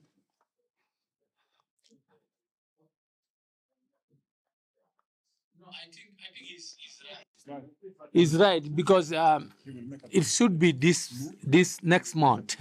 Yeah, it should be 2024, not 2023. It should be 2024. You remember when they came, it was last year. Thank you for that observation. Now, so I'm moving fast anyway. Huh? Relevant governance topics to gather information on would include urbanization, mining, industry, infrastructure, prevention and restoration, agriculture, plants, animals, fertilizer, pesticide, institutions and procedures, data management and outreach. The role of local chiefs, Chief Mara and others, and foreign investors and land tenure. The 5 country studies will be drafted in the first year by a lead author, who then will provide recommendation for the 11 aspects within the second year. The summary chapter will be drafted within the first half of the second year by Prof. Ruppel and Dr. Zinki. The third one, project of the development of a model law on climate change. Now 14, following extensive consultation with the relevant partners, particularly the Pan-African Climate Justice Alliance, and the African Climate Legislative Initiative, the Committee on Agriculture resolved that a model law on climate change should be developed as a critical measure to mitigate its negative impacts. Rationale behind the project of the development of a model law on climate is necessitated by the fact that most African countries don't have a dedicated legislative instrument to deal with the issue of climate change.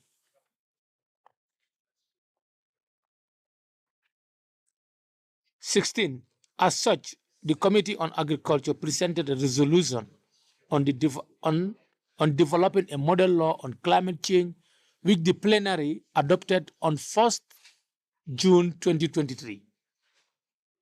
The adopted resolution is the first step in developing this crucial model law. The Committee on Agriculture, in consultation with many relevant partners, embarked on a roadmap for implementing this project. Key elements of this roadmap include mobilizing the required financial and technical resources and establishing a technical working group to develop the zero draft of model law. Participation in global regional relevant events. Participation in the second Global Parliamentary Summit Against Hunger and Malnutrition. The Pan-African Parliament participated in the second Global Parliamentary Summit Against Hunger and Malnutrition held in Valparaiso, Chile, on 15 and 16 June 2023. The delegation of PAP consisted of Honorable Hassan Maru Dit Kubu, Rapporteur of the Committee on Rural Economy, Agriculture, Environment and Natural Resources, Honorable Evarestus Jong, and Honorable Rodrigue Kumbayaniwa, with technical support from the Senior Committee Clerk and Legal Counsel. The Food and Agriculture Organization of the United States, FAO, facilitated and sponsored the participation of PAP delegation in the Global Summit. 19. The Food and Agriculture Organization of the United Nations, FAO, collaborated with Spanish Agency for International Development Cooperation, the National Congress of Chile, and the government of Chile in organizing the second parliamentary summit. The key objective of the summit was to provide a platform for parliamentarians from around the world to come together and address the urgent challenges of hunger and malnutrition. The aim was to formulate effective strategies and foster greater collaboration to achieve global food security and improve nutrition outcomes. Two-day summit, which was held at the headquarters of the National Congress in Valparaiso, brought together over 150 parliamentarians and emphasized the critical role of parliamentarians in the transformation of global agri-food system to make them more efficient, more inclusive, more resilient, and more sustainable. The summit witnessed a significant milestone in the endorsement of formal voluntary commitments through networks of parliamentarians.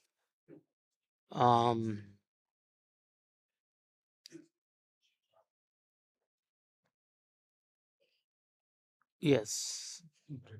So following its participation in this summit, the PAP delegation recommended that the PAP should do the following. Official launch model food security, is that food security network or nutrition, FSN law during the upcoming meeting of PAP committees. Continue to be seized with and mobilize parliamentarians on issues about ending hunger and malnutrition in all its forms, and consider sending more parliamentarians to participate in such global parliamentarian fora, if there is forum. Anyway, 4.2, participation in the East Africa Regional Workshop on Single-Use Plastic. So, the Committee on Agriculture participated in the East Africa Regional Workshop on Single-Use Plastic in Nairobi, Kenya from 10 to 12, 2020. The workshop brought together environmental experts, legislators, and representatives from the private and civil society sector to deliberate on the impact of subs on the environment, insight into substitute materials that can replace subs in some functions, the state of single-use plastic trade in Africa, the state of soap legislation in East Africa community, and the enforcement of existing laws and importance of harmonization. participation in a political dialogue on the role of coherent food policy in achieving the AU food system transformation agenda. The Committee on Agriculture also participated in a dialogue entitled Political Dialogue on the Role of a Coherent Food Policy in Achieving the AU Food System Transformation Agenda that took place from 24th to 25th May 2023 at the African Union headquarters, Addis Ababa, Ethiopia. Participation in a symposium on parliamentary action for the right to food in Africa. The Committee on Agriculture participated in a symposium on parliamentary actions for the right to food in Africa, Pan-African Parliamentarian Alliance for Food Security in Addis Ababa, Ethiopia, from 21st to 22nd February 2023. The symposium was jointly organized by African Union Department of Political Affairs, Peace and Security, the Food and Agriculture FAO, and the Office of United Nations High Commission for Human Rights in contribution to the implementation of African Union Theme of the year 2023 that was aimed at promoting a human rights-based approach to food and nutrition security. Support for financial transaction tax on climate action. The Committee on Agriculture supported the European Union. Is it supported by or supported the European Union Parliament? The Committee on Agriculture supported the European Union Parliament. They asked us to advocate for that. Okay. This support came in drafting and tabling a resolution to the plenary. The Committee on Agriculture and the Committee on Finance convene a joint meeting to consider and adopt the proposals or proposed resolution. The key objective of the resolution was to seek the support of the PAP in lobbying European countries to sign the financial transaction tax aimed at funding strategies for solutions to the challenges posed by climate change. Recommendation. The Committee on Agriculture recommends the following. Unfortunately, I don't have it. This is for the committee to. Now the committee should recommend. Okay. Thank you, members. Merci. Thank you very much, Honorable. Are there any comments regarding this synthesis? Because it is a synthesis of different points, different minutes, and I believe there was a repetition at some point on the item 22. There was a repetition. It was done twice. The countries were quoted twice. And the Rwanda and Zambia they were showcased their potential to organize and facilitate the forthcoming summit, and that was repeated again. So, and there were the potential candidates, including PAP, etc. We just have to eliminate the repetition, that's all, on that paragraph. And in order to complete this, the committee also participated at a meeting, a dialogue, inter-parliamentary African Parliament, regarding climate in Nairobi from the 31st of August to the 1st of July. 1st of September in Nairobi, 1st of September in Nairobi. And we will, if you wish, we could read the recommendations. The priority it has been taken as climate change regarding the crisis that exists in terms of climate change. So that was a preparation of summit for COP28 and solidarity from the international community, in particular financial support and technology transfer, and reinforce the capacities of the African countries and the objectives of the agreement, the Paris Agreement. And the other item was the need to industrialize Africa through transformation of raw materials. But how do we obtain this financing? it would be needed for the African countries to finance the necessary changes in order to obtain the improvement of climate change. So there would be reinforcement and practices, for good practices, and also based on nature and renewable energy, renewable, and also a construction or reaffirming also our participation of members MPs with the African leaders, the AU, the African Union, the civil society, in order to promote a common policy with regards to the changes of climate change. And this should be equitable and reachable. The MPs, the international MPs, whether they're in the countries or not, what occurs in different COPs, PAP only has a possibility of participating in the COPs to send members of parliament. But we do know that the majority of the MPs, they do send their members to the COPs, and that would be the best way for the MPs to be heard. Those are the main recommendations that were stated in preparation of the summit that should be carried out in Nairobi. That would be realized. The meeting would be in Nairobi. Thank you very much. If you have any comments regarding the synthesis that will be presented to the plenary on the 4th of July, I believe. And also, if you have any recommendations.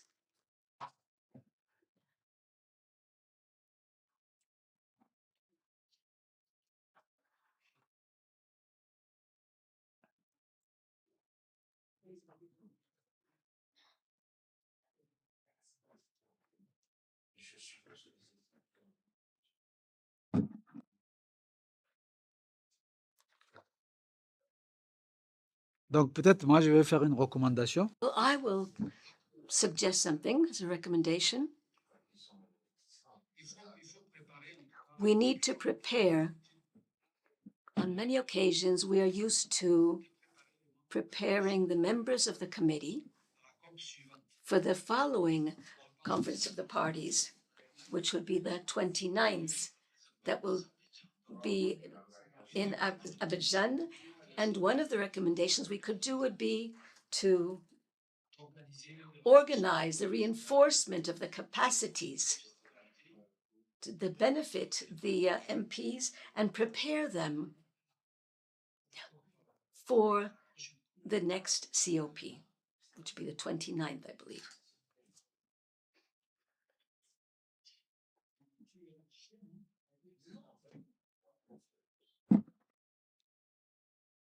Pour votre information, normalement Your information, normally the director of PAJA will also, during the following days, will explain to us about COP28 in which PAP did not participate.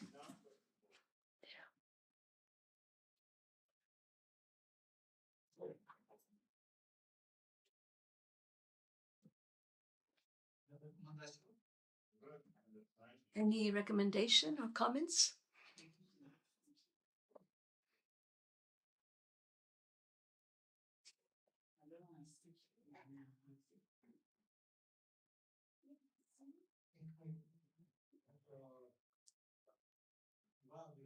So we will adopt the report. Who would like to, I'm sorry, not the report of the synthesis. Who would like to suggest the adoption of this report, of the synthesis?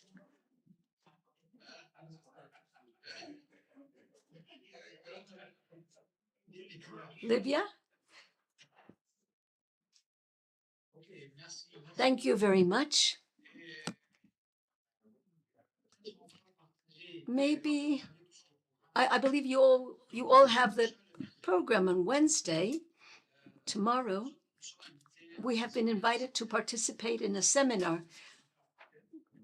an issue of the from 9 to 17 hours.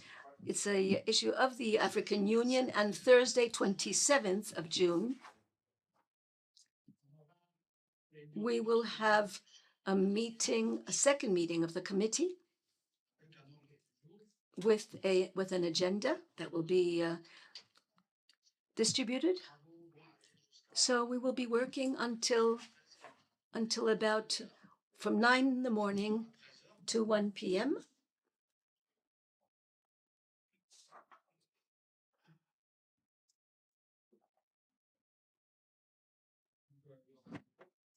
There will be a presentation of the common position of Africa regarding climate change and the preparation of the COP, as well as those issues regarding the results of the COP, the 28th, that will be done by Simitica. The project of a law type on climate change, and we will also be discussing online with experts and our partners regarding the project of law type on the soil in Africa.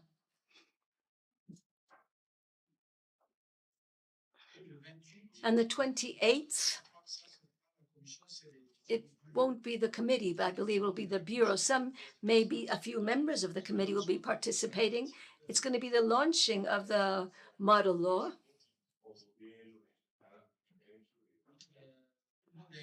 Everyone is invited to the launching of the model law regarding nutrition and food security that will be discussed in the plenary on the 28th of June.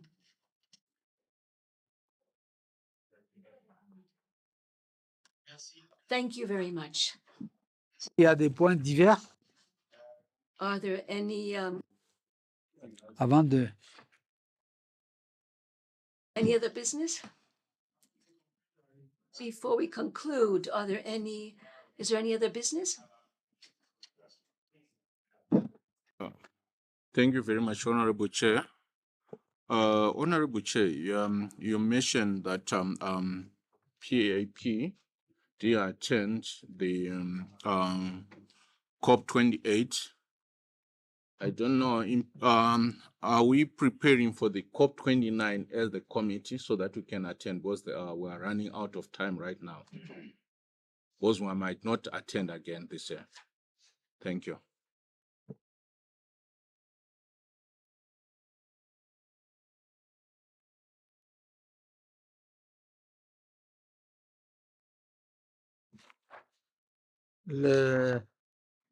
Cette question fera... Those issues will be part of they will be part of our meeting on the 27th of June.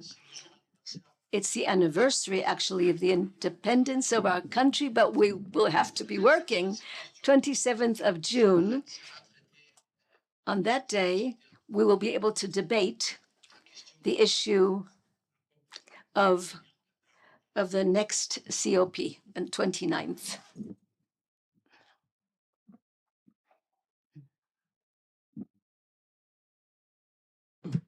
Thank you, Chair. Any other business? You promised the Honorable here that you will present his issue at any other business agenda item. Honorable here. You promised him.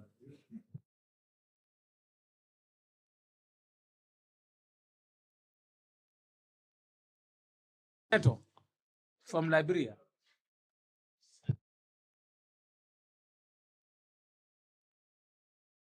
No, I've not forgotten.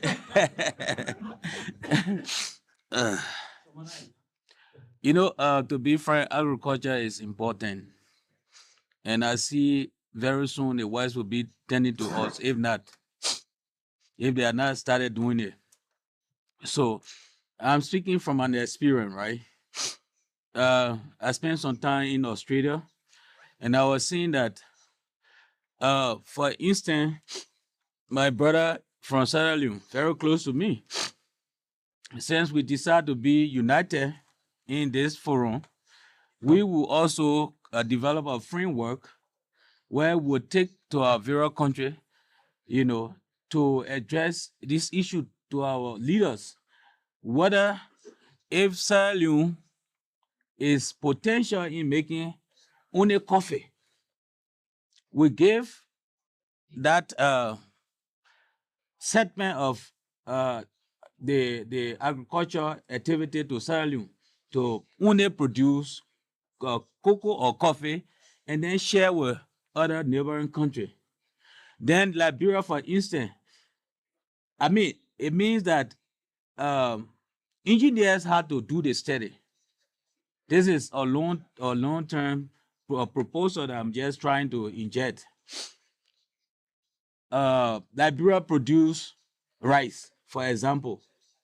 Liberia be able to supply Guinea, Sierra Leone, Ivory Coast. You see, by doing this thing, WFP will not only be sitting waiting for crisis to, come about before they can go there requesting aid. The very country that they are requesting aid from, I think they can make proposal to those countries to help them in that direction. That's just what I wanted to say.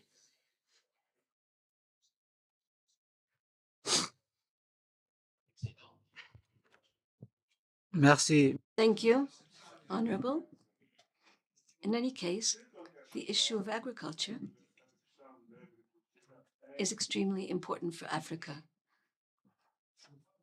And I believe that the experience of the different crises that we've gone through between Russia and Ukraine and other also, as well as between African countries, the capacity to produce was stated, but sometimes they're not being able to produce given these crises. So we are going to debate the issues of agriculture and food security. These issues are extremely important. And today, we are able to end the meeting here, and we can continue with the debate outside of this room. So I'd like to thank you all.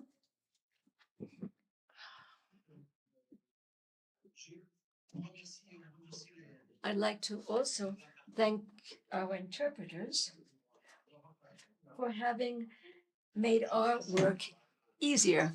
And I'd like to thank the members of the committee for their patience. And we will meet again on Wednesday, 26th. Thank you very much.